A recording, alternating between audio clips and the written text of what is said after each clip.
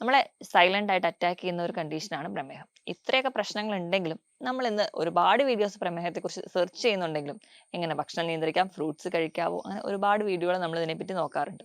ആ ചെറിയ രക്തക്കുഴലുകൾക്ക് പെട്ടെന്ന് തന്നെ ആ ഒരു ബ്ലഡ് വെസൽസിന് കട്ടി കുറയുന്നതായിട്ട് കാണാം. ഇങ്ങനെ കട്ടി കുറയുന്നതിന്റെ ഭാഗമായി അത് പെട്ടെന്ന് തന്നെ പൊട്ടിപ്പോകുന്നു. ഇങ്ങനെ പൊട്ടിപ്പോകുമ്പോൾ ചെറിയ ചെറിയ ക്ലോട്ട്സ് നമ്മുടെ കണ്ണിൽ ഉണ്ടാവുകയും അത് നമ്മുടെ കാഴ്ച വീണ്ടും കുറയ്ക്കുന്നതായിട്ട് കാണാം. നശിക്കുന്നതിന്റെ ഭാഗമായി ബ്ലഡ് സപ്ലൈ ഒക്കെ വരുന്ന സമയത്ത് അത് പെട്ടെന്ന് ബ്രേക്ക് ഔട്ട് ചെയ്യും. അവിടെ ഒരു ക്ലോട്ട് ഫോം ചെയ്യും. ആ ഒരു ക്ലോട്ട് ഏത് ഏരിയ ആണെന്ന് നോക്കിയിട്ട് ആ ഒരു ഏരിയയിൽ ചിലപ്പോൾ റൈറ്റ് സൈഡോ ലെഫ്റ്റ് സൈഡോ ചിലപ്പോൾ സ്പീച്ച് ആവാം. എങ്ങനെയാണ് അത് എവിടെയാണ് അല്ലെങ്കിൽ അതിൻ്റെ ഒരു ലൊക്കേഷൻ എവിടെയാണെന്ന് നോക്കിയിട്ട് നമുക്ക് സ്ട്രോക്ക് ഉണ്ടാവുന്നതും കാണാം. ഹായ്, ഞാൻ ഡോക്ടർ പ്രിയ, QNB ഹെൽത്ത് കെയറിലെ ഹോമിയോപ്പതിക് ഫിസിഷ്യനാണ്. നമ്മുടെ ഇടയിൽ ഏറ്റവും കോമൺ ആയി കാണുന്ന ഒരു ജീവിതശൈലി രോഗമാണ് ഇപ്പൊ പ്രമേഹം. നമ്മുടെ നാട്ടിൽ ഒരു മഹാരോഗമാണ് ഇന്ന് പ്രമേഹം എന്നറിയപ്പെടുന്നത് തന്നെ. നമ്മളെ സൈലന്റ് ആയിട്ട് അറ്റാക്ക് ചെയ്യുന്ന ഒരു കണ്ടീഷനാണ് പ്രമേഹം. ഇത്രയൊക്കെ പ്രശ്നങ്ങൾ ഉണ്ടെങ്കിലും നമ്മൾ ഇന്ന് ഒരുപാട് വീഡിയോസ് പ്രമേഹത്തെക്കുറിച്ച് സെർച്ച് ചെയ്യുന്നുണ്ടെങ്കിലും എങ്ങനെ ഭക്ഷണം നിയന്ത്രിക്കാം, ഫ്രൂട്ട്സ് കഴിക്കാവോ, അങ്ങനെ ഒരുപാട് വീഡിയോകൾ നമ്മൾ ഇതിനെപ്പറ്റി നോക്കാറുണ്ട്. ഇത്രയും അധികം നമ്മൾ പ്രമേഹത്തെക്കുറിച്ച് നമ്മുടെ വീഡിയോസ് ഒക്കെ ഉണ്ടെങ്കിൽ കൂടി ഇന്ന് ഒരുപാട് പേര് അത് വലിയ കാര്യമായിട്ട് എടുക്കാറൊന്നുമില്ല.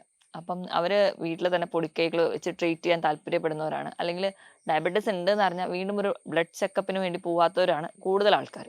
അതുകൊണ്ട് തന്നെയാണ് പ്രമേഹം മൂലം ഒരുപാട് കോംപ്ലിക്കേഷൻസ് നമ്മുടെ നാട്ടിൽ കൂടിക്കൂടി വരുന്നത്. അതിന് ഏറ്റവും വലിയ ഉദാഹരണം എന്ന് പറഞ്ഞാൽ ഡയാലിസിസ് യൂണിറ്റുകൾ ദിവസം പ്രതി കൂടി വരുന്നതാണ്. അപ്പോൾ ഇന്ന് ഈ വീഡിയോയിലൂടെ നമുക്ക് പ്രധാനമായിട്ടും പ്രമേഹം മൂലം ഉണ്ടാകുന്ന കോംപ്ലിക്കേഷൻസ് നോക്കാം. നമ്മുടെ ടോപ്പിക്കിലേക്ക് വരുന്നതിന് മുമ്പ് നമുക്ക് പ്രമേഹത്തെ പറ്റി ഒരു ഇൻട്രൊഡക്ഷൻ നോക്കാം. പ്രമേഹം എന്ന് പറയുന്നത് നമ്മുടെ രക്തത്തിൽ ഷുഗറിന്റെ അല്ലെങ്കിൽ ഗ്ലൂക്കോസിന്റെ അളവ് കൂടി നിൽക്കുന്ന അവസ്ഥയാണ് പ്രമേഹം. അപ്പോൾ പ്രമേഹം എന്ന് പറയുന്നത് ഷുഗർ കൂടി നിൽക്കുന്നു. എങ്ങനെയാണ് ഒരാൾ പ്രമേഹ രോഗിയാകുന്നതെന്ന് നോക്കാം. നമ്മൾ കഴിക്കുന്ന ഭക്ഷണത്തിൽ അന്നജമുണ്ട്, കൊഴുപ്പുണ്ട്, പ്രോട്ടീൻ ഉണ്ട്, അങ്ങനെ പലതും മിക്സ് ചെയ്തിട്ടാണ്. നമ്മൾ കഴിക്കുന്ന ഭക്ഷണത്തിലെ അന്നജം അത് ഡിവൈഡ് ചെയ്ത് ഗ്ലൂക്കോസിന്റെ ഫോമിലോട്ടാവും. ഈ ഗ്ലൂക്കോസ് ആണ് നമ്മൾ ഊർജ്ജത്തിനായിട്ട് അല്ലെങ്കിൽ നമ്മൾ ഓരോ പ്രവർത്തനങ്ങൾക്ക് വേണ്ടി യൂസ് ചെയ്യുന്നത്. അപ്പം നമ്മുടെ രക്തത്തിൽ ഗ്ലൂക്കോസ് എത്തുമ്പോൾ നമ്മുടെ ഓരോരോ കോശങ്ങളും, നമ്മുടെ ശരീരത്തിൽ ഒരുപാട് കോശങ്ങളുണ്ട്, ഓരോ കോശങ്ങളും ഈ ഗ്ലൂക്കോസ് ചെന്നെത്തണം. അപ്പൊ ഈ ഗ്ലൂക്കോസിനെ ഓരോ കോശങ്ങളിലും എത്തിക്കുന്നയാളാണ് ഇൻസുലിൻ. ഇൻസുലിൻ എന്ന് പറയുന്ന ഒരു ഹോർമോൺ ആണ്, പാൻക്രിയാസ് ഗ്രന്ഥി ഉൽപ്പാദിക്കുന്ന ഒരു ഹോർമോൺ. ഈ ഇൻസുലിൻ ആണ് ഓരോ ഗ്ലൂക്കോസ് കണികകളെയും നമ്മുടെ കോശങ്ങളിൽ എത്തിക്കുന്നത്. അപ്പോൾ ഇൻസുലിൻ ഇങ്ങനെ ഗ്ലൂക്കോസിനെ പിടിച്ച് ഓരോ കോശങ്ങളിൽ എത്തിക്കുമ്പോൾ ഈ കോശങ്ങളുടെ അകത്തേക്ക് ചെന്ന് കയറാൻ വേണ്ടി വാതിൽ കൊടുക്കുന്ന ആൾക്കാരെ നമ്മൾ ഇൻസുലിൻ റിസപ്റ്റേഴ്സ് എന്ന് പറയും. നമ്മുടെ തെറ്റായ ജീവിതശൈലി അല്ലെങ്കിൽ അധികമായിട്ട് അന്നജമടങ്ങിയ ഭക്ഷണം അല്ലെങ്കിൽ ഒരുപാട് മധുരമടങ്ങിയ ഭക്ഷണം സ്ഥിരമായി കഴിക്കുമ്പോൾ നമ്മുടെ രക്തത്തിൽ പൊതുവെ ഗ്ലൂക്കോസിന്റെ അളവ് കൂടും. ഗ്ലൂക്കോസിന്റെ അളവ് കൂടുന്നതിന്റെ ഭാഗമായിട്ട് ഈ ഇൻസുലിൻ റിസപ്റ്റേഴ്സ് നമ്മുടെ കോശങ്ങളിൽ ഒരു മിതമായ അളവിൽ മാത്രമേ ഉണ്ടാവുള്ളൂ. അപ്പൊ എല്ലാ ഇൻസുലിൻ റിസപ്റ്റേഴ്സും മതിയാകാതെ വരും ഈ ഗ്ലൂക്കോസിന് കോശങ്ങളിലേക്ക് കയറാൻ വേണ്ടി. അപ്പോൾ ഈ ഇൻസുലിൻ റിസപ്റ്റേഴ്സ് ഒരു ഹൈപ്പർ ആക്റ്റീവ് ഫോമിലോട്ട് മാറും. ഇതിനെ നമ്മൾ ഇൻസുലിൻ റെസിസ്റ്റൻസ് എന്ന് പറയും. ഈ ഇൻസുലിൻ റെസിസ്റ്റൻസ് ആണ് വീണ്ടും നമ്മളൊരു പ്രമേഹ രോഗിയിലോട്ട് മാറ്റുന്നത്. അമിതവണ്ണം ഒക്കെ ഉണ്ടെങ്കിൽ പെട്ടെന്ന് നമുക്ക് ഇൻസുലിൻ റെസിസ്റ്റൻസ് ഒക്കെ വരാൻ ചാൻസ് ഉണ്ട്. അത് നമ്മളെ പ്രമേഹ രോഗിയിലോട്ട് മാറ്റും. പ്രമേഹം പ്രധാനമായിട്ടും 4 ടൈപ്പ് ആണെന്ന് നമുക്കൊക്കെ അറിയാം. ജുവനൈൽ ഡയബറ്റിസ്, നമ്മൾ ടൈപ്പ് 2 ഡയബറ്റീസ് അല്ലെങ്കിൽ നമ്മൾ ഇന്ന് കോമൺ ആയി കാണുന്ന ഡയബറ്റിസ്, പിന്നെ ഒരു ജനറ്റിക് ആയിട്ടുള്ള ഡയബറ്റിസ്, ജസ്റ്റേഷണൽ ഡയബറ്റിസ്. ഇങ്ങനെയാണ് 4 തരത്തിലാണ് കൂടുതലായിട്ടും പ്രമേഹം കാണുന്നത്. അപ്പൊ പ്രമേഹ രോഗി അല്ലെങ്കിൽ ഒരാൾ പ്രമേഹത്തിലേക്ക് പോകുന്നതിന് മുൻപ് ഒരു പ്രീ ഡയബറ്റിക് സ്റ്റേജ് ഉണ്ട്. അപ്പൊ തന്നെ നമ്മുടെ ശരീരത്തിൽ ചെറിയ ചെറിയ മാറ്റങ്ങളൊക്കെ കാണാറുണ്ട്. നമ്മുടെ കൈകാലിലെ മുട്ടുകളിൽ അല്ലെങ്കിൽ കൈ വിരലുകളുടെ മടക്കുകളിൽ, കഴുത്തിന് പുറകിലൊക്കെ സ്കിൻ കട്ടിയാവുക, ഒരു കറുപ്പ് നിറം വരിക, ഇതൊക്കെ ഒരു ഇൻസുലിൻ റെസിസ്റ്റൻസിന്റെ ടൈമിൽ ഉണ്ടാവുന്ന ചേഞ്ചസ് ആണ്. ഇതിനെ നമ്മൾ അക്കാന്തോസിസ് നൈഗ്രിക്കൻസ് എന്ന് പറയും. ഇതേ കണ്ടീഷൻ നമ്മൾ PCOD-യിലും കാണുന്നുണ്ട്. അപ്പം ഇങ്ങനെ ഒരുപാട് ചേഞ്ചസിന് പിന്നീട് നമ്മൾ എത്തുന്നത് ഒരു ഡയബറ്റിക് സ്റ്റേജ് ആണ്. ഡയബറ്റിക് എന്ന് പറയുമ്പോൾ പ്രധാനമായും ലക്ഷണങ്ങൾ എന്ന് പറയുന്നത് 3 നമുക്ക് പറയാം. Polyuria, polyphagia, polydipsia. വിശപ്പ് കൂടുതലായിരിക്കും, ഒരുപാട് തവണ മൂത്രം ഒഴിക്കാൻ വേണ്ടി പോവുക, ദാഹം അതുപോലെ തന്നെ കൂടുതലായിരിക്കും. ഇതാണ് പ്രധാനമായിട്ടുള്ള സിംറ്റംസ്. ഇത് കൂടാതെ തന്നെ പലർക്കും പല രീതിയിലുള്ള ലക്ഷണങ്ങളായിരിക്കും കാണും. ഈ ലക്ഷണങ്ങളൊക്കെ നമ്മൾ കണ്ടില്ല എന്ന് വെക്കുമ്പോഴാണ് ഇത് കോംപ്ലിക്കേഷൻസിലോട്ട് പോവുക. അപ്പം ഈ ഒരു കോംപ്ലിക്കേഷനിലോട്ട് പോകുമ്പോൾ അതൊന്ന് സോർട്ട് ഔട്ട് ചെയ്യാൻ വേണ്ടി അല്ലെങ്കിൽ റൂൾ ഔട്ട് ചെയ്യാൻ വേണ്ടിയിട്ട് എപ്പോഴും ഒരു ബ്ലഡ് ടെസ്റ്റ് നമുക്ക് അത്യാവശ്യമാണ്. നമ്മൾ ഇതുവരെയുള്ള അല്ലെങ്കിൽ കുറച്ച് കാലഘട്ടം വരെ നമ്മൾ FBSഉം PPBSഉം മാത്രമാണ് നോക്കിയിരുന്നത്. FBS എന്ന് പറയുമ്പോൾ ഭക്ഷണം അല്ലെങ്കിൽ വെള്ളം ഒന്നും കുടിക്കാതെ ഫാസ്റ്റിംഗ് ബ്ലഡ് ഷുഗർ, അതൊരു 126 വരെ നമുക്ക് നോർമലായിട്ട് എടുക്കാം. PPBS എന്ന് പറഞ്ഞാൽ ഭക്ഷണം കഴിച്ച് ഒരു 2 മണിക്കൂറിന് ശേഷം എടുക്കുന്നത്. പോസ്റ്റ് പാൻഡ്രിയൽ ബ്ലഡ് ഷുഗർ ലെവൽ അതൊരു 200 വരെയൊക്കെ നമ്മളൊരു നോർമലാക്കി വെക്കുന്നുണ്ട്. പക്ഷെ ഇന്ന് നമ്മൾ ഏറ്റവും കൂടുതൽ HbA1c-നെയാണ് ഡിപ്പെൻഡ് ചെയ്യുന്നത്. HbA1c എന്ന് പറയുന്നത് 3 മാസത്തെ ആവറേജ് ബ്ലഡ് ഷുഗർ ലെവലാണ്. അതൊരു 5.4 അല്ലെങ്കിൽ 5.7 വരെയൊക്കെ ആണെങ്കിൽ നോർമലാണ്. ഒരു 6.4 ഒക്കെ ആകുമ്പോഴത്തേക്കും ഒരു ഡയബറ്റിക് സ്റ്റേജിലോട്ട് എത്തി. കൃത്യമായ ഒരു ബ്ലഡ് ചെക്കപ്പ് ഒക്കെ ഉണ്ടെങ്കിൽ ഒരു പരിധി വരെ നമുക്ക് മറ്റ് കോംപ്ലിക്കേഷൻസിലോടൊന്നും പോകാതെ തന്നെ പ്രമേഹത്തെ കൺട്രോൾ ചെയ്യാൻ പറ്റും. അപ്പൊ ആരൊക്കെയാണ് പ്രധാനമായിട്ടും ഈ പ്രമേഹത്തെ പേടിക്കേണ്ടത് നമുക്ക് നോക്കിയാൽ നമുക്കറിയാം. അമിതവണ്ണമുള്ളവർ, അല്ലെങ്കിൽ നമ്മുടെ മാതാപിതാക്കൾക്കോ നമ്മുടെ കുടുംബത്തിലെ ഒരു പ്രമേഹത്തിന്റെ പാരമ്പര്യം ഉണ്ടെങ്കിൽ, അല്ലെങ്കിൽ നമുക്ക് ജസ്റ്റേഷണൽ ഡയബറ്റീസ്, ഇപ്പൊ സ്ത്രീകളുടെ കേസ് എടുക്കുകയാണെങ്കിൽ പ്രഗ്നന്റ് ആയിരിക്കുമ്പോൾ ഡയബറ്റീസ് ഉള്ളവർ, അല്ലെങ്കിൽ ഹൈപ്പർ ടെൻഷനോ കൊളസ്ട്രോളോ ഒക്കെ കൂടി നിൽക്കുന്നവർ എപ്പോഴും പ്രമേഹത്തെ ഒന്ന് പേടിക്കണം. അപ്പം അങ്ങനെയുള്ളവർ ഇടയ്ക്കിടയ്ക്ക് ഒരു 6 മാസം കൂടുമ്പോഴെങ്കിലും ഈ HbA1c ഒക്കെ ഒന്ന് നോക്കുകയാണെങ്കിൽ അത് വളരെ ഉപകാരപ്പെടും. അപ്പം നമുക്ക് ഒരു കോംപ്ലിക്കേഷൻസിലോട്ട് പോവാതെ സോർട്ട് ഔട്ട് ചെയ്യാം. ഇനി നമ്മുടെ പ്രധാനപ്പെട്ട ടോപ്പിക്കിലേക്ക് കിടക്കാം. അതാണ് കോംപ്ലിക്കേഷൻസ് എന്തൊക്കെയാണ്. അപ്പം ഈ പ്രമേഹ രോഗികളുടെ കോംപ്ലിക്കേഷൻസ് എടുക്കുകയാണെങ്കിൽ പ്രധാനമായും 2 ടൈപ്പ് കോംപ്ലിക്കേഷൻ ആണ് കാണിക്കാറ്. ഒന്നാമത്തേന്ന് പറഞ്ഞു കഴിഞ്ഞാൽ അക്യൂട്ട് ആയിട്ടുള്ള കോംപ്ലിക്കേഷൻസ്. രണ്ടാമത്തേന്ന് പറഞ്ഞാൽ ക്രോണിക് അല്ലെങ്കിൽ ദീർഘകാലമായിട്ട് നീണ്ടു നിൽക്കുന്ന കോംപ്ലിക്കേഷൻസ്. നമ്മൾ അക്യൂട്ടായിട്ട് എടുക്കുന്ന കേസിൽ ഫസ്റ്റ് വൺ എന്ന് പറയുന്നത് ഹൈപ്പോഗ്ലൈസീമിയാണ്. പ്രമേഹമല്ലേ എൻ്റെ പ്രശ്നം, അതുകൊണ്ട് ഭക്ഷണം ഒന്നും കഴിക്കണ്ട, ഇൻസുലിൻ കൃത്യമായിട്ട് അങ്ങ് എടുത്താൽ മതി എന്ന് ചിലരങ്ങ് തീരുമാനിക്കും. അതിൻ്റെ ഭാഗമായിട്ട് നമ്മൾ അധികമായിട്ട് ഇൻസുലിൻ എടുക്കുകയും വേണ്ട രീതിയിൽ ഭക്ഷണം പ്രോപ്പറായി കഴിക്കാതെ വരികയും അങ്ങനെ വരുന്ന കണ്ടീഷനിൽ പെട്ടെന്ന് നമ്മുടെ ഗ്ലൂക്കോസ് ലെവൽ കുറഞ്ഞു പോകും. ഇത് നമ്മുടെ ഹൈപ്പർ ഗ്ലൈസീമിയേക്കാളും വളരെ ദോഷം ചെയ്യുന്ന ഒന്നാണ് ഹൈപ്പോഗ്ലൈസീമിയ. പെട്ടെന്ന് ഉണ്ടാകുന്ന ഒരു ഷോക്കിലേക്ക് വരെ പോകാൻ ഹൈപ്പോഗ്ലൈസീമിയ കാരണമാകും. അപ്പോൾ ഏറ്റവും ഇമ്പോർട്ടൻ്റ് ആയിട്ടുള്ള ഒരു കോംപ്ലിക്കേഷൻ എന്ന് പറയുമ്പോൾ ഹൈപ്പോഗ്ലൈസീമിയാണ്. ഇത് കൺട്രോൾ ചെയ്യാൻ വേണ്ടിയിട്ട് നമ്മൾ കൃത്യമായിട്ട് ഭക്ഷണം കഴിക്കുക. നമ്മൾ ഒരു ഡയറ്റ് ഫോളോ ചെയ്യുന്നുണ്ടെങ്കിൽ കൃത്യമായിട്ട് ആ ഡയറ്റ് തന്നെ എടുക്കുക. അതിനോടൊപ്പം തന്നെ ഒരു ഡോക്ടറുടെ നിർദ്ദേശപ്രകാരം വേണ്ട രീതിയിൽ ടാബ്ലറ്റോ ഇൻസുലിനോ എടുത്തു കഴിഞ്ഞാൽ ഈ ഒരു കണ്ടീഷൻ നമുക്ക് ഒഴിവാക്കാൻ പറ്റും. പെട്ടെന്ന് തന്നെ വിയർക്കുക, പെട്ടെന്ന് നെഞ്ചിടിപ്പ് കൂടുക, കുഴഞ്ഞു പോകുക, ഭയങ്കരമായ ക്ഷീണം, ഇതൊക്കെ ഒരു ഡയബറ്റിക് പേഷ്യൻ്റ് ഉണ്ടെങ്കിൽ എത്രയും പെട്ടെന്ന് ഒരു കൺസൾട്ടേഷൻ എടുക്കുക, അല്ലെങ്കിൽ ഒരു ഡോക്ടറെ കാണുകയാണ് വേണ്ടത്. കാരണം ഹൈപ്പോഗ്ലൈസീമിയ വന്നിട്ടുണ്ടെങ്കിൽ ഡെത്ത് വരെ സംഭവിക്കാൻ വളരെ ഈസി ആയിട്ട് നടക്കുന്ന ഒരു കാര്യമാണ്. ഇനി രണ്ടാമത്തെ കോംപ്ലിക്കേഷൻ എന്ന് പറഞ്ഞാൽ കീറ്റോ അസിഡോസിസ് ആണ്. കീറ്റോ അസിഡോസിസ് എന്ന് പറഞ്ഞു കഴിഞ്ഞാൽ ഈ പ്രമേഹ രോഗികളിൽ പെട്ടെന്ന് ഗ്ലൂക്കോസ് കുറയും. ഗ്ലൂക്കോസ് ആണ് നമ്മുടെ ശരീരത്തിൽ ഊർജ്ജം നൽകുന്നത്. ഗ്ലൂക്കോസിന്റെ അളവ് കുറയുന്നതിന്റെ ഭാഗമായിട്ട് നമ്മുടെ ശരീരത്തിലെ കൊഴുപ്പിനെ ഊർജ്ജത്തിന് വേണ്ടി ഡിപ്പെൻഡ് ചെയ്യാൻ തുടങ്ങും. ഇങ്ങനെ കൊഴുപ്പ് ബ്രേക്ക് ഡൗൺ ചെയ്യുമ്പോൾ കീറ്റോൺ എന്ന് പറയുന്ന ഒരു കോമ്പൗണ്ട് ആണ് ഉണ്ടാകുന്നത്. ഈ കീറ്റോൺ നമ്മുടെ ശരീരത്തിൽ ഒരുപാട് ഡിപ്പോസിറ്റ് ചെയ്യുക, അല്ലെങ്കിൽ നമ്മുടെ ബ്ലഡിൽ കീറ്റോണിന്റെ അളവ് കൂടുന്നതിന്റെ ഭാഗമായിട്ട് ഓക്കാനം, ഛർദിൽ തുടങ്ങിയ ബുദ്ധിമുട്ടുകൾ നമുക്ക് കാണുന്നതായി കാണാം. ഇതൊക്കെയാണ് കീറ്റോ അസിഡോസിന്റെ ഒരു ലക്ഷണം. അപ്പം ഹൈപ്പോഗ്ലൈസീമിയയും കീറ്റോ അസിഡോസിസ് ആണ് അക്യൂട്ടായിട്ട് ഡയബറ്റീസിൽ കാണുന്ന കോംപ്ലിക്കേഷൻസ്. രണ്ടാമതായിട്ട് നമുക്ക് ക്രോണിക് കോംപ്ലിക്കേഷൻസ് അല്ലെങ്കിൽ ദീർഘകാല കോംപ്ലിക്കേഷൻസ് എന്തൊക്കെയാണെന്ന് നോക്കാം. അത് പ്രധാനമായിട്ടും ഉണ്ടാകുന്നത് നമ്മുടെ പ്രമേഹം നമ്മുടെ രക്തക്കൊഴലുകളെ ബാധിക്കുമ്പോഴാണ്. അത് 2 തരത്തിലുണ്ട്.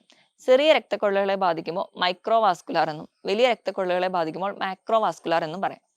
അപ്പോൾ നമ്മുടെ കണ്ണിനെയാണ് ഏറ്റവും ആദ്യം ബാധിക്കുന്നത്. അതുകൊണ്ട് നമുക്ക് ആദ്യം തന്നെ നമ്മുടെ കണ്ണിൽ എന്തൊക്കെ ചേഞ്ചസ് ആണ് ഉണ്ടാവുന്നത് നോക്കാം. Diabetic retinopathy. അപ്പം അതിൻ്റെ ഭാഗമായിട്ട് നമ്മുടെ കണ്ണിൽ ചെറിയ രക്തക്കൊഴലുകളെ ബാധിക്കും. ചെറിയ രക്തക്കൊഴലുകളെ ബാധിക്കുന്നതുകൊണ്ട് തന്നെ കണ്ണിന് വേണ്ടത്ര ഒരു ബ്ലഡ് സപ്ലൈ കിട്ടാതെ വരും, നമ്മുടെ കാഴ്ച മങ്ങുന്നതായിട്ട് കാണാം.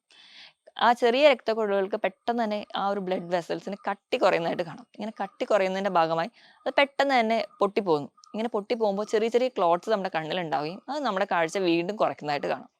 അപ്പോൾ കണ്ണിന് വേണ്ട രക്തം കിട്ടാതെ വരുമ്പോൾ നമ്മുടെ ബോഡിയുടെ തന്നെ ഒരു അഡ്ജസ്റ്റ്മെൻ്റ് ആയിട്ട് പുതിയ ചെറിയ രക്തക്കൊഴലുകൾ ഉണ്ടാവാൻ തുടങ്ങും. ഇങ്ങനെ പുതിയ രക്തക്കൊഴലുകൾ ഉണ്ടാവുന്നതുകൊണ്ട് ഒരു വേണ്ടത്ര സ്ട്രെങ്ത് ഇല്ലാത്തത് കൊണ്ട് തന്നെ നമ്മുടെ റെട്ടിനേനെ, അല്ലെങ്കിൽ നമ്മുടെ കാഴ്ചയെ സഹായിക്കുന്ന റെട്ടിനേനെ അത് പിടിച്ച് പുറകോട്ട് വലിക്കും. അങ്ങനെ റെട്ടിനയ്ക്ക് മൊത്തത്തിൽ ഒരു ഡിസ്പ്ലേസ്മെന്റ് ഉണ്ടാവും. അത് നമ്മുടെ കാഴ്ചയെ ബാധിക്കുന്നുണ്ട്.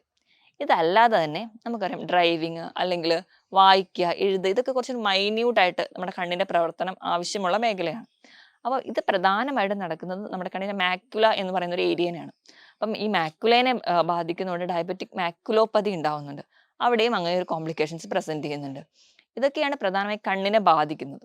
ഇത് കൂടാതെ തന്നെ ഈ പ്രമേഹമുള്ളവരിൽ കണ്ണിന്റെ പ്രഷർ കൂടി നിൽക്കുന്നത് കാണാം. ഇങ്ങനെ കണ്ണിന്റെ പ്രഷർ കൂടി നിൽക്കുന്ന ഒരു കണ്ടീഷനെ നമ്മൾ ഗ്ലുക്കോമ എന്ന് പറയും. ഇതും നമ്മുടെ കാഴ്ചയെ ബാധിക്കും. അതുകൊണ്ട് തന്നെയാണ് നമുക്കറിയാം ഒരു പ്രമേഹം നിയന്ത്രണമല്ലാതെ പോകുമ്പോൾ മിക്ക ആൾക്കാർക്കും നമ്മൾ പറയുന്നത് ഒന്ന് കണ്ണിന്റെ കാഴ്ച ടെസ്റ്റ് ചെയ്ത് നോക്കുന്നു. മിക്ക ആൾക്കാർക്കും കണ്ണിന്റെ കാഴ്ചയെ ഇത് ബാധിക്കുന്നതായിട്ട് നമുക്ക് കാണാൻ പറ്റും. ഇതൊക്കെയാണ് പ്രധാനമായിട്ടും പ്രമേഹം കണ്ണിനെ ബാധിക്കുമ്പോൾ ഉണ്ടാകുന്ന മാറ്റങ്ങൾ.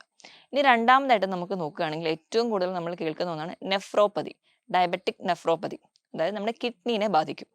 ഞാൻ ആദ്യം തന്നെ തുടക്കത്തിൽ പറഞ്ഞതുപോലെ ഇന്ന് ഒരുപാട് ഡയാലിസിസ് യൂണിറ്റുകൾ തുടങ്ങാൻ ഉള്ള ഒരു കാരണം എന്ന് പറയുന്നത് തന്നെ നിയന്ത്രണമല്ലാതെ പോകുന്ന പ്രമേഹമാണ്. അപ്പം ഇവിടെയാണെങ്കിലും ചെറിയ രക്തക്കൊഴലുകളെ ബാധിക്കും. നമുക്കറിയാം കിഡ്നി ഫങ്ഷൻ ചെയ്യുമ്പോൾ നമ്മുടെ ഈ രക്തക്കൊഴലുകളിലൂടെ രക്തം ചെന്ന് അത് അരിച്ച് മൂത്രമായി പുറത്തേക്ക് കളയാണ്. ഈ ചെറിയ ചെറിയ രക്തക്കൊഴലുകളെ ബാധിക്കുന്നത് കൊണ്ട് തന്നെ നമുക്ക് കൃത്യമായിട്ട് ആ ഒരു കിഡ്നിയുടെ ഫങ്ഷൻ നടക്കാതെ വരും. ആ ഇതുകൊണ്ട് തന്നെ കിഡ്നി ഒരു ഡാമേജിലോട്ട് പോകുന്നത് കാണാം. ഇതുപോലെ തന്നെ നമുക്കറിയാം കിഡ്നിയിൽ ഗ്ലോമർല എന്ന് പറയുന്ന ഒരു ഏരിയ ഉണ്ട്. അവയാണ് നമ്മുടെ രക്തത്തിനെ അരിച്ച് മൂത്രമായിട്ട് പുറത്തു കളയുന്നത്. ഈ ഒരു അരിപ്പയ്ക്ക് ഓട്ട വീഴുന്നത് പോലെ അല്ലെങ്കിൽ ഈ അരിപ്പ നോർമലി ഫംഗ്ഷൻ എല്ലാം നഷ്ടപ്പെടുന്നതായിട്ട് കാണാം. അതിന് കാരണവും പ്രമേഹം തന്നെയാണ്. അപ്പൊ ഈ നോർമൽ ഫംഗ്ഷനിങ് ഇവിടെ പോകുന്നതിന്റെ ഭാഗമായിട്ട് നോർമലി നമ്മുടെ മൂത്രത്തിൽ പ്രോട്ടീൻ്റെ അളവ് ഉണ്ടാവില്ല. പക്ഷേ ഈ ഒരു അരിപ്പയിൽ ഓട്ട വീഴുന്നതിന്റെ ഭാഗമായിട്ട് തന്നെ ഈ മൂത്രത്തിലേക്ക് ഈ പ്രോട്ടീൻ നമുക്ക് ആവശ്യമായിട്ടുള്ള പ്രോട്ടീൻ എത്തുന്നത് കാണാം. അതിനെ നമ്മൾ പ്രോട്ടീൻ യൂറിയ എന്ന് പറയും. അതിന്റെ ഭാഗമായിട്ടാണ് നമുക്ക് മൂത്രത്തിൽ പതയൊക്കെ കാണുന്ന ഒരുപാട് പേര് പറയുന്ന ഒരു പ്രശ്നം നമ്മുടെ ഇന്ന് എല്ലാവരെയും ഒരുപാട് പേരെ ബാധിക്കുന്ന ഒരു കണ്ടീഷനായിട്ട് പ്രോട്ടീൻ യൂറിയ പ്രസന്റ് ചെയ്യുന്നത്. ഇപ്പം ഇതുവഴി നമുക്കറിയാം കിഡ്നീനെ ഒരു പരിധി വരെ കിഡ്നിയാണ് നമ്മുടെ BP കൺട്രോൾ ചെയ്യുന്നത്. അപ്പം അതുവഴി നമുക്ക് നമ്മുടെ BPന്റെ റെഗുലേഷൻ താളം തെറ്റുന്നു. അതുപോലെ മറ്റ് പല സിസ്റ്റത്തിനെയും ബാധിക്കുന്നുണ്ട്. ഇനി അടുത്ത ഒരു കോംപ്ലിക്കേഷൻ എന്ന് പറഞ്ഞാൽ നമ്മുടെ ഹാർട്ടിനെ അഫക്റ്റ് ചെയ്യുമ്പോഴാണ്. ഇവിടെയും നമ്മുടെ ചെറിയ രക്തക്കുഴലുകളെയും അതുപോലെ തന്നെ ഹൃദയത്തിന്റെ പേശികളെയും ബാധിക്കുന്നുണ്ട്. ഇവിടെയും ഈ ഹൃദയത്തിന്റെ നാഡികളെയൊക്കെ ബാധിക്കുന്നത് കൊണ്ട് തന്നെ പ്രോപ്പറായിട്ട് ഹാർട്ടിന് ബ്ലഡ് സപ്ലൈ കിട്ടുന്നില്ല, അല്ലെങ്കിൽ പ്രോപ്പർ ഹാർട്ട് ഫങ്ഷനിങ് നടക്കുന്നില്ല. അതുകൊണ്ട് തന്നെ നമുക്കറിയാം ചെറിയ ചെറിയ ആൻജൈന പോലെയുള്ള അല്ലെങ്കിൽ നെഞ്ചുവേദന വന്നാൽ പോലും ഈ ഒരു നെർവിനെ ബാധിക്കുന്നത് കൊണ്ട് തന്നെ നമ്മൾ അറിയാതെ തന്നെ നമുക്ക് അറ്റാക്ക് വരും. നമ്മൾ സൈലന്റ് അറ്റാക്ക് എന്ന് അതിനെ പ്രസന്റ് ചെയ്യാറുണ്ട്. അപ്പോൾ ഈ ഒരു കണ്ടീഷൻസ് പ്രമേഹ രോഗികളിലെ മിക്കവാറും ഒരു പരിധി വരെ ഡെത്ത് സംഭവിക്കുന്നത് സൈലന്റ് അറ്റാക്ക് ആണ്. കാരണം അവർക്ക് നെഞ്ചുവേദന വന്നാലും പെയിൻ അറിയുന്നില്ല. അവരെ ആ നെർവ് എല്ലാം അവിടെ ഡാമേജ്ഡ് ആണ്. അതുപോലെ തന്നെ വേണ്ട രീതിയിൽ ഹാർട്ട് പമ്പിംഗ് ഒന്നും നടക്കാതെ വരും. ഹാർട്ട് പമ്പിംഗ് നേരെ നടക്കാത്ത രീതിയിലും അല്ലെങ്കിൽ അധികമായി നടക്കുന്നതുകൊണ്ട് പാൽപിറ്റേഷൻ ആയിട്ടും വീക്ക്നെസ് ആയിട്ടും ഒക്കെ പ്രസന്റ് ചെയ്യുന്നതായിട്ട് കാണാം. അപ്പം ഇതാണ് മൂന്നാമത്തെ ഒരു കോംപ്ലിക്കേഷൻ. ഇനി അടുത്തൊരു കോംപ്ലിക്കേഷൻ എന്ന് പറയുമ്പോൾ നമ്മുടെ സ്കിന്നിൽ വരുന്നതാണ്. സ്കിന്നിൽ വരുന്നത് നമുക്ക് എല്ലാവർക്കും അറിയാം. നമ്മൾ മുറ്റത്ത് ചെരുപ്പിടാതെ നടക്കുക അല്ലെങ്കിൽ പറമ്പിൽ ചെരുപ്പിടാതെ പോകുന്ന ഒരു ഡയബറ്റിക് പേഷ്യൻസ് തിരിച്ചു വരുമ്പോൾ ചെറിയൊരു വൂണ്ടോ അല്ലെങ്കിൽ ചെറിയൊരു മുള്ളു കൊണ്ടാൽ പോലും നമ്മൾ ചിലപ്പോൾ അത് ശ്രദ്ധിക്കാതെ വരും. അപ്പം അങ്ങനെ ശ്രദ്ധിക്കാതെ നിൽക്കുമ്പോൾ ഈ ഒരു വൂണ്ട് ഇത് അൾസറായിട്ട് പ്രസന്റ് ചെയ്യുന്നത് കാണാം.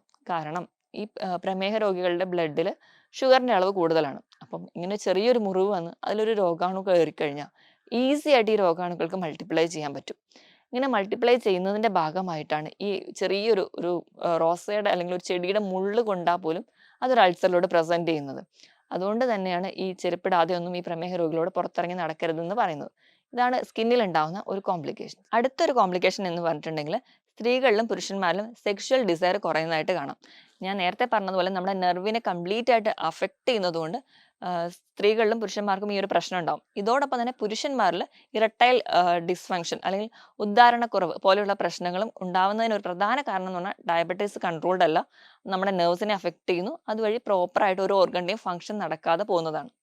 ഇനി ഏറ്റവും വലിയൊരു കോംപ്ലിക്കേഷൻ എന്ന് പറയുന്നത് ന്യൂറോപ്പതിയാണ്. ന്യൂറോപ്പതി എന്ന് പറയുമ്പോൾ നമ്മുടെ നെർവിനെ അഫക്റ്റ് ചെയ്യുക. അത് നമുക്കറിയാം ഡയബറ്റിക് ന്യൂറോപ്പതി എന്ന് പറഞ്ഞു കഴിഞ്ഞാൽ നമ്മുടെ ഏതൊക്കെ നെർവ്സിനെ അഫക്റ്റ് ചെയ്യുന്നു. ഏറ്റവും കൂടുതൽ നമ്മൾ കാണുന്നത് പെരിഫറൽ ന്യൂറോപ്പതിയാണ്. നമ്മളെ കണക്ട് ചെയ്യുന്ന അല്ലെങ്കിൽ നമ്മുടെ ക്ലിനിക്കിൽ ഒരുപാട് പേഷ്യൻസ് വരുന്ന ഒരു കണ്ടീഷനാണ് കാലുകൾക്ക് തരിപ്പ്, കൈകൾക്ക് തരിപ്പ്, അല്ലെങ്കിൽ പാദത്തിനാണ് കൂടുതലായിട്ട് തരിപ്പ് എന്നൊക്കെ പറഞ്ഞു വരുന്നു. നമ്മൾ നോക്കിക്കഴിഞ്ഞ് കഴിഞ്ഞാൽ അവർ ചിലപ്പോൾ ഒരു കണ്ടിന്യൂസ് ആയിട്ട് പ്രമേഹ രോഗികളായിരിക്കും. അത് ചിലപ്പോൾ ഒന്ന് കൺട്രോൾഡ് അല്ലാതെ പോകുന്നതിന്റെ ഭാഗമായിട്ടാണ് ഈ പെരുപ്പ് അല്ലെങ്കിൽ തരിപ്പ് പോലെയുള്ള ബുദ്ധിമുട്ടുകൾ ഉണ്ടാകുന്നത്. ഇത് കൂടുതലും കാലിനാണ് നമുക്ക് തുടക്കത്തിൽ ഉണ്ടാവുക. കാലിലെ വിരലുകളിൽ നിന്ന് മുകളിലോട്ട് വരുന്ന രീതിയിലാണ് പ്രസന്റ് ചെയ്യുക. ഇപ്പൊ നമ്മൾ വേണ്ട രീതിയിൽ എന്നിട്ടും കൺസിഡർ ചെയ്യുന്നില്ലെങ്കിൽ ഇത് അടുത്തതായിട്ട് ഓട്ടോണോമിക് നെർവ്സിനെ അഫക്റ്റ് ചെയ്യും. ഓട്ടോണോമിക് നെർവ്സ് എന്ന് പറഞ്ഞാൽ നമ്മുടെ കൺട്രോളിൽ അല്ലാത്ത നാഡികളാണ്.